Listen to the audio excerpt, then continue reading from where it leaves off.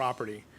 We're just having a conversation about agricultural concerns. Mike Griffith was regaling us on his goat operation. I said nothing about goats. As a Basque, I don't know what that means. No, you guys follow sheep around. That's right. Hey, exciting times here on the Bako Motorsports Power Hour. We got Bakersfield Speedway in today, and we've always known Cruz Griffith, no relation to the old grumpy guy over in there in the corner, but Cruz and your brother, you guys are two of the hardest working guys I've ever seen out there working out on those modifieds, those sport mods, and we've got a great story to tell about his first win of the season, and Scott Schweitzer's with us as well to share stuff. Right now, actually, I'm posting a photo on our new Instagram account, and we also have very active voting still in our little fan voting contest with now a record 6,212 responses. So I think that's kind of like Chicago during a Democratic primary. I think the ballot has been stuffed.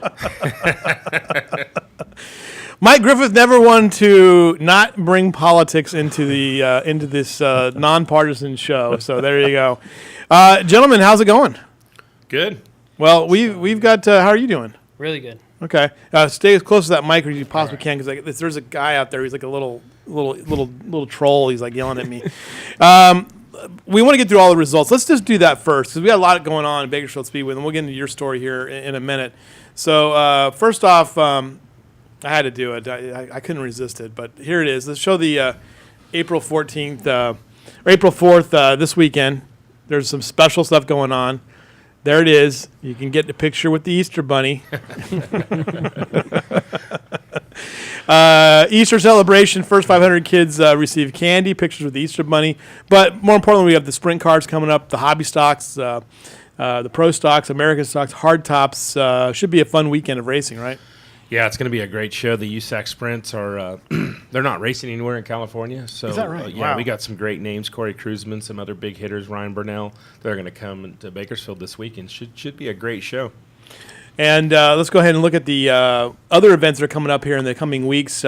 You've got a lot of activity with the modifieds on the 11th, sport mods, mini stocks, mod lights, mini dwarfs. Then on the 18th, the late models return, which that's fun to see. I mean, I'm hooked on those late models. I love watching them. So, and then the interesting thing what we're seeing though with like the hobby stocks and the sport mods is anybody can win on any given night. I mean, it's a talented field in all those divisions, and yeah, I mean, any one of them in any given night, it's their night. You also have American stocks, CDCRA, NMRA midgets, which usually brings Bruce Hiroshima to the track to dominate.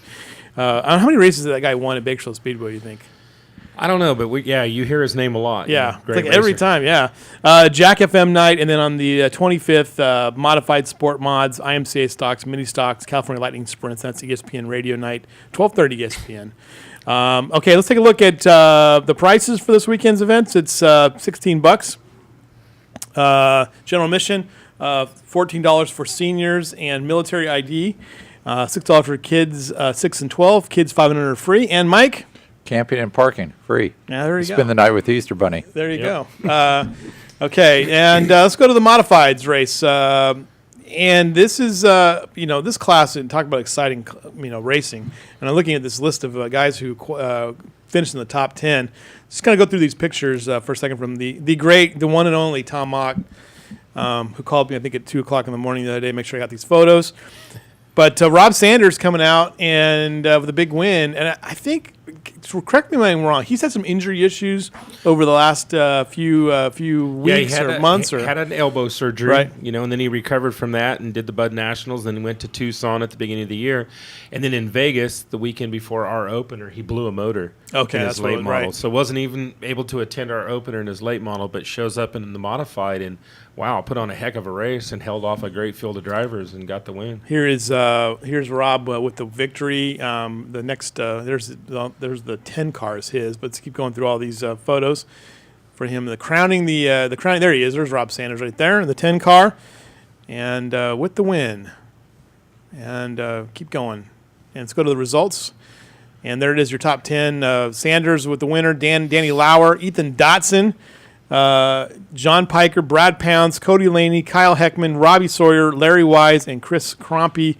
A great field, huh? Yeah, and if you notice, Ethan Dotson moved up from the sport mods and is up into an A mod this year, and he's third spot. So he's going to be look for that kid to be up on the top. We'll probably call his name as a winner this year at some point. I don't doubt it. And Brad's brand new car that he's building will be ready this weekend. So the next race out, Brad will be in his new car. So you'll probably see Brad start climbing up the ladder real soon as well. I was saying Brad got married, and all of a sudden he's changed his car number, got married, and he's down there fourth and fifth. He's borrowing Joey Yanis's car right now while he's building himself a new one. So you'll see Brad back to his old ways real quick here. All right, Cruz Griffith is with us now here, and he was in the sport mods. And let's show this picture of him in his sport mod getting ready. Now, I was kind of told the story, but I want Scott to tell it a little bit, and then you can talk about it as well. Because it's kind of one of those. It's a really scary story. It's a good cautionary tale for all of us, and it's ultimately inspirational. So, Scott, go ahead and share what you told me. It was a couple of weeks ago. My son got into a little accident and fell and slipped and landed on some concrete and hurt his back. So, having a little trouble breathing. So we took him to emergency, and as we pull into the parking lot, my wife's checking him in. I noticed some girls out there that I've seen around at the track. I mean, they look familiar. Mm-hmm. So we get Brody checked in, and then they take us back in the emergency room, and I'm walking by, and there's Cruz in a room, him and his wife, and he's laying in a hospital bed, and then he tells me what he went through, and I'm like, wow, and then tells me he won't be at the racetrack. I'm like, that's the last thing you need to worry about. Get yourself taken care of. And so then I seen him at the race the next week. He's in the grandstands watching him. I text him, and he says he's got some tests to run and all that, and he'll be back when he can. And then I get a phone call the next week that he's good to go. And then next thing you know, he's standing in victory lane at the end of the night. Unbelievable. So, yeah. So you were in the ER, and if you don't mind me saying, you had a seizure, right? No, I actually didn't end up having a seizure. Okay. I ended up it was just a blackout. Okay. I was standing next to my truck and just really dehydrated. Didn't realize I was dehydrated, and ended up blacking out, and went and had a bunch of tests ran, and it was scary. They were telling me I was going to lose my license for 6 months and wasn't going to be able to race. And next thing I knew, I was standing in Victory Circle, so it all went good. So now, what do you do for a living? You're an oil field guy, or what do you do? Yeah, I work for my father at Randy's Trucking Corporation. Okay, so it was hot here, quickly. It's been real warm here, so just get overheated. What happened? Yeah, I just didn't have enough water in my system and didn't realize it. And next thing I knew, I was laying on the ground, and I woke up in an ambulance, and I was wondering what in the world happened. Yeah. And my buddy was like, dude, you blacked out. And they thought I had a seizure because I was shaking, but it was just my muscles contracting. Right. And but I've had a bunch of tests, and everything's good. Everything's good, so here we are. But this is something like, it's kind of interesting, though, because, being in driving, you just sweat so much in those cars, and then, working in the industry, I mean, just something that kind of caught up or kind of just crept up on you, right? I mean, yeah, just finally caught up, and I mean, it happened. I can tell you right now, I drink a lot more water than I used to. Yeah, that's a scary thing, because you probably woke up and you didn't even know where you were even at, probably, huh? Yeah, I had no idea what was going on. I didn't know what had happened, and people were trying to tell me, and then that's when I saw Scott in the ER, and everyone was wondering what happened. Everyone thought I had a stroke, and no, I didn't have a stroke. And I didn't have a seizure. Right. So just everybody out there, Mike, remember, drink a little water. And this was a couple weeks ago when it got up kind of warm really fast, right? Is it like mid-80s or something? Yeah, it got really hot really fast. Well, that just shows you too. Like you can get dehydrated like that in a hurry, even in 80s or 90s. Right. I think we in Bakersfield, we think 80. Yeah, it's not that hot. 85 in the summer when it's 100 degrees. Yeah, drink water. So maybe it was a little bit of that mentality. Yeah, it's warm but not hot. Yeah.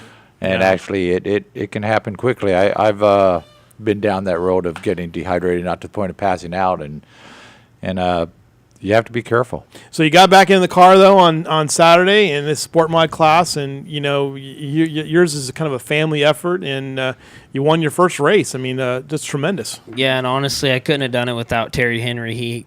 I had my car over there for 2 weeks when I was sick, and I was kind of in the air. I was talking to him back and forth. I wasn't sure if I was going to be able to race, and finally I gave him the green light, and he got my car perfect, and I went out there and put it on the winner's circle for him, and I can't thank him enough. And I want to thank my mom and my dad, and Roger Welch, my wife, Kyle, Nikki, my nieces, my whole family, my sister Kirsten, everyone that helps me. Because whenever I've seen you, well, the 2 times I've been there, and I've seen you and your brother. I mean, it's like you guys just work your asses off basically to get that car get those cars ready, and you both work together very closely too. Yeah, and I couldn't do it without my brother. He's always there. He's backing me 110%, telling me what I'm doing wrong and what I'm doing right. And I mean, he's kind of more the guy. He can go out and read a racetrack to where I go out there, I'm wide open and hope for the best.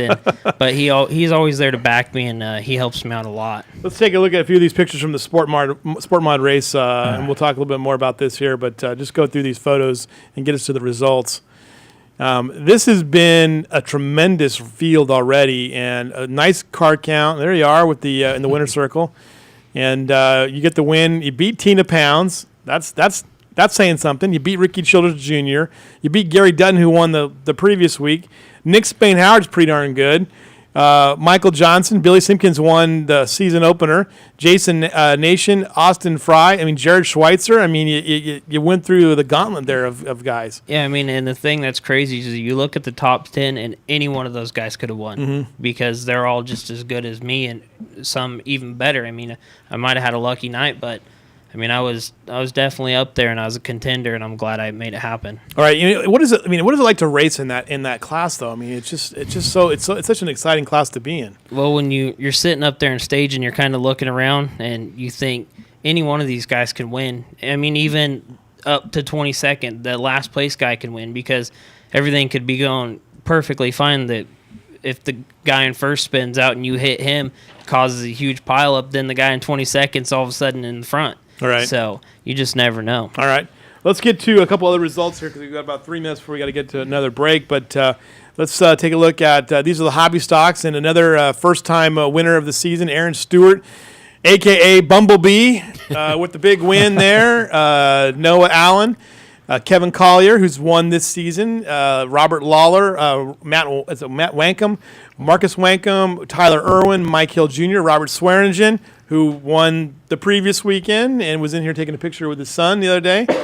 Mike Bully, and so that's the hobby stock class. So Aaron Stewart with the big win there too. So just lots of different names.